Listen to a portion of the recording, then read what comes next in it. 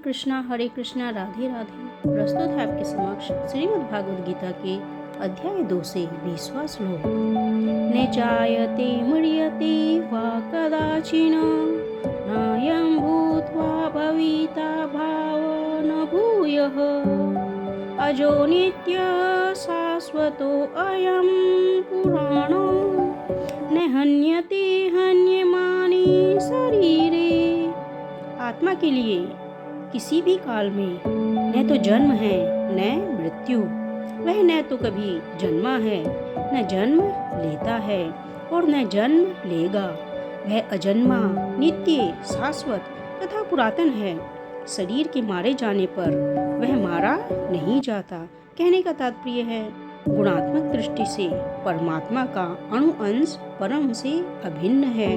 वह शरीर को भांति विकारी नहीं है। कभी कभी आत्मा को स्थायी या कूटस्थ कहा जाता है। शरीर में 6 प्रकार के रूपांतर होते हैं।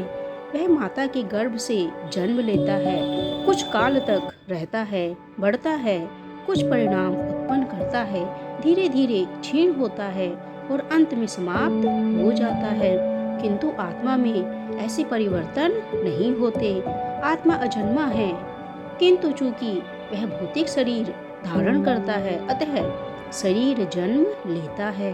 आत्मा न तो जन्म लेता है न मरता है। जिसका जन्म होता है उसकी मृत्यु भी होती है। और वह चूंकि आत्मा जन्म नहीं लेता, अतः उसका न तो भूत है, न वर्तमान और न भविष्य। वह नित्य, शाश्वत तथा सनातन है, अर्थात उसके जन्म लेने का कोई इतिहास नहीं है। हम शरीर के प्रभाव में आकर आत्मा के जन्म, मरण आदि का इतिहास खोजते हैं। आत्मा शरीर की तरह कभी भी वृद्ध नहीं होता, अतः तथाकथित वृद्ध पुरुष भी अपने में बाल्यकाल या युवावस्था जैसी अनुभूति पाता है।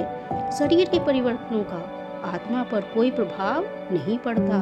आत्मा वृक्ष या किसी अन्य भौतिक वस्तु की तरह क्षीण नहीं होता। आत्मा की कोई उपसृष्टि नहीं होती।